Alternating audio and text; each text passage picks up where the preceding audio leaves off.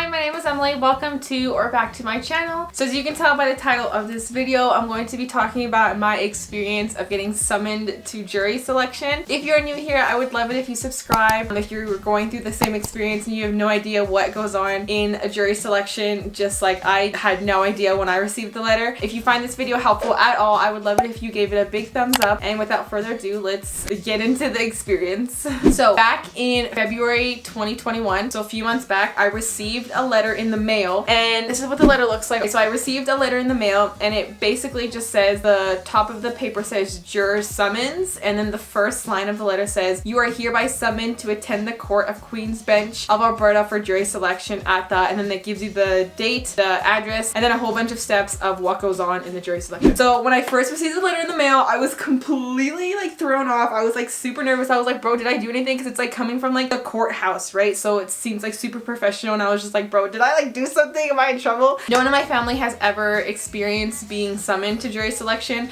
so I had no idea what was going on, and I've never like spoke to anyone that's experienced this before either. So the first thing that I did was I went on Google and I was like, what the hell? What is this? Or what is going on? And when I was going through, I was trying to find like YouTube videos of people maybe explaining kind of how the jury selection goes down, but there isn't a lot of up-to-date information. A lot of it's like older stuff. So hopefully this video can help anyone that's kind of experiencing the same thing. So on the letter it says, you must complete the jury certificate returned below and or mail a completed copy within 5 days of receiving the jury notice. I didn't do it within the 5 days, but it was still accepted.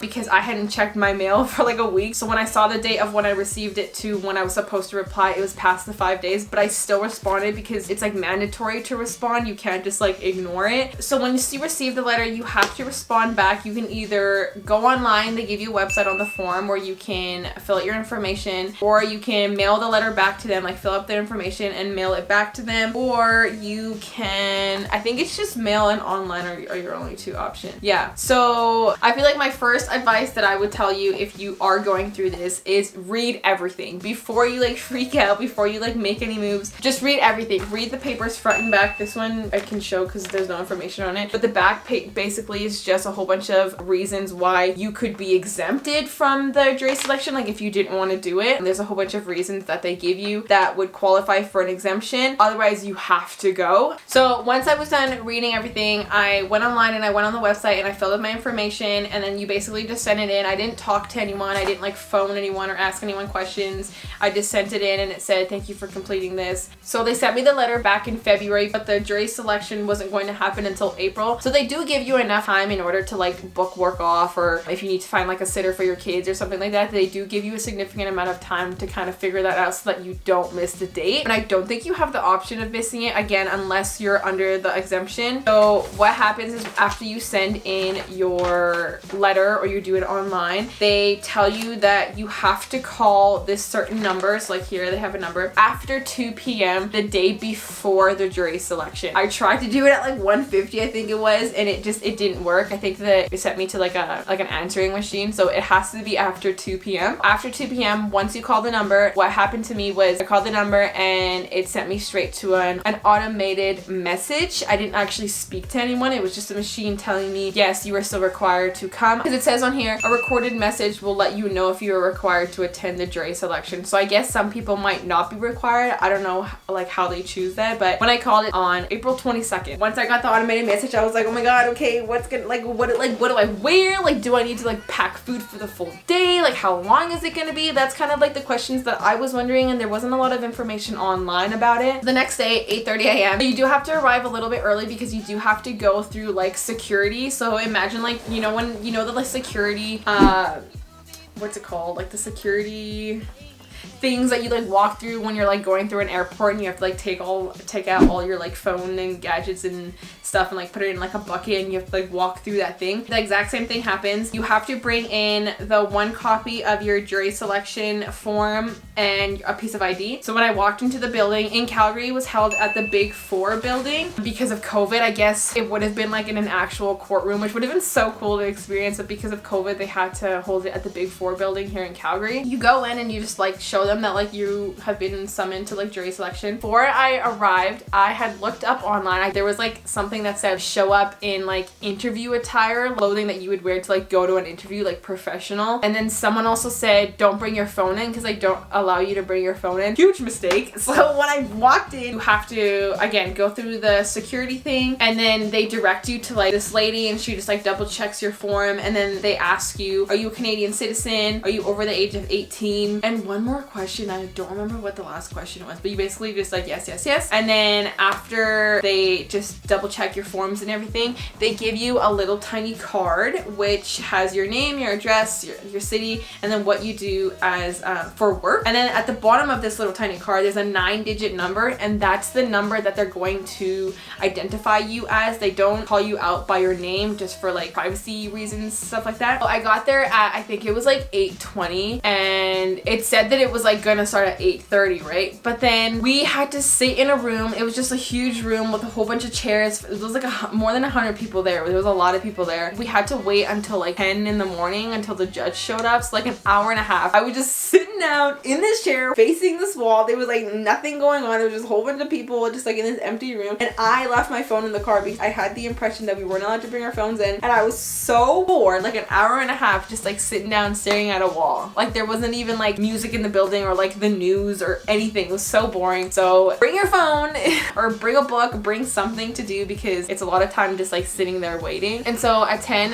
I don't think the judge showed up until like 10:15, 10:20. He was kind of late, so we were just kind of like waiting there. So when the judge showed up, they say like all rise, because you have to like pretend you're like in an actual court. They like take it seriously, like you're in an actual courtroom. And so you all have to stand up, and then they'll say like you may be seated, and then you sit down. Then the judge started like explaining a whole bunch of things. So this one specifically, they were looking for juries to attend a 3-week trial and a 5-day trial, but you have to be available for like 9 a.m. to 4 p.m. Monday to Friday. So for example, if you're like a single mom and you like can't miss work, that's one of the reasons why you can get exempted. If you're a student, if like taking time off from work is going to be like a hardship for you, then you can tell them the reasons and then you can get exempt. But in terms of what you have to wear, nah, you like don't worry about like having to dress professional. No one cares. There was like this one guy that was like dressed literally like a thug. Like he had like bright red shoes on, this camo long jacket with like a red bandana on his head. So you don't have to like try to dress professional or anything like that. I don't know if you're allowed to bring food in. They didn't say yes or no, but I would bring like a snack or at least water. I didn't bring water or anything, so I was literally like dying for like an hour and a half, like 2 hours, just like sitting there like dehydrated and like hungry and bored. So if you can bring a snack in, I would. So how the process kind of works is the 9-digit number that they have at the bottom of your card. What they did was they were calling out 6 or 12 people at a time. I don't remember. I think it was 12 people at a time. They would call out the numbers, and it was like a mic, so like the whole room could hear it. The judge's like assistant would call out the numbers, and then if that was your number, you would stand up, and then you'd go to the front of the room until all 12 participants were together. And then once the 12 people were picked, they walk into the room where the judge is, and then one by one you get called up to get presented in front of the judge, and then the judge will say, are you able or unable to attend the trial? And then you say either you give your excuse and say no, I cannot because of XYZ, and then the judge will say okay, you are exempt. Once you are exempt, you are allowed to leave. You can go home, no questions asked. You don't have to sign anything, you just go home. Out of the first 12 people that went up, I think only like 2 people said that they were available, which is crazy. Everyone was just like giving a whole bunch of excuses because it is a big commitment. Like it is a big commitment, like 9 to 4, Monday to Friday. It's like a full-time job. They did say that they pay you $50 a day that you participate. I think it was $50, and depending on how long the trial goes, like if it goes past the time that they think they need, that they were going to send you to a hotel, but you can't have any contact with the outside world. I don't know if the hotel's covered. I don't know how like that worked because I wasn't able to be a part of it. I didn't get any more information, but that seems like such a cool experience in my opinion. But anyway, so after the first round of people got selected, they started calling up the next set of 12 people, and then my number was the first number to get called up, and I was so nervous. I stood up, and then I'm like, okay, go sit here. Then you go sit, and then you wait for the full 12 people to get called up. It's called up completely randomly. You could go to the jury selection and not even get picked. So keep that in mind that you may or may not get chosen because it's chosen at complete random. So after they picked us, we went inside the room, and then the lady goes, do you have to speak to the judge? And I said yes. So I went up to the judge. The judge goes, take off your mask, and you take off your mask. And then I completely choked. Yeah, it was so embarrassing. I don't know why I choked. I literally was so nervous.